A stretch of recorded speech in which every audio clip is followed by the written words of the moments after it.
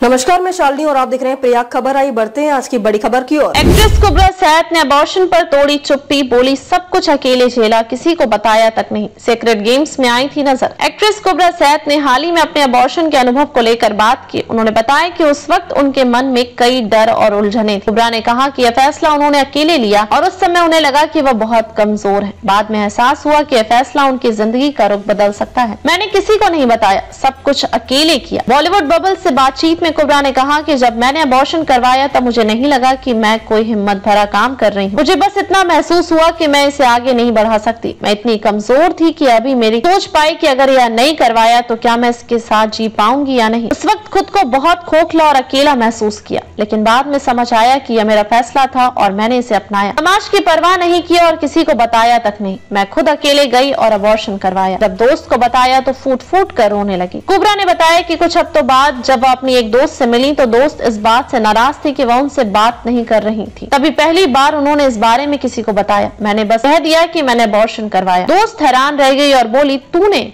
और तभी मुझे एहसास हुआ कि मैंने इस बारे में किसी से बात ही नहीं की। उसी पल मैं रोने लगी। लगा कि मैंने सब कुछ अकेले झेला। अगर मैं मर जाती तो किसी को पता भी नहीं चलता। कुबरा ने कहा कि उस वक्त उन्हें यह एहसास नहीं था कि इस फैसले का उनकी जिंदगी पर क्या असर होगा। उन्होंने कहा अगर मैं मर गई होती तो यह फैसला मैंने अकेले लिया था, किसी को पता भी नहीं था और शायद किसी को फर्क भी नहीं पड़ता।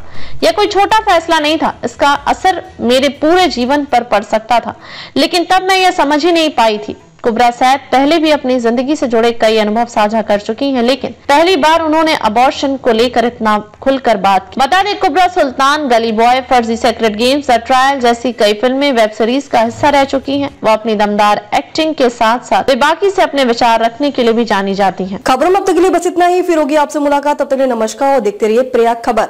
ऐसे ही लेटेस्ट अपडेट पाने के लिए हमारे चैनल को सब्सक्राइब करें और तुरंत नोटिफिकेशन पाने के लिए बेल आइकन प्रेस करना ना भूलें। यदि आप हमें फेसबुक या इंस्टाग्राम के माध्यम से देख रहे हैं तो हमारे पेज को फॉलो जरूर करें। धन्यवाद।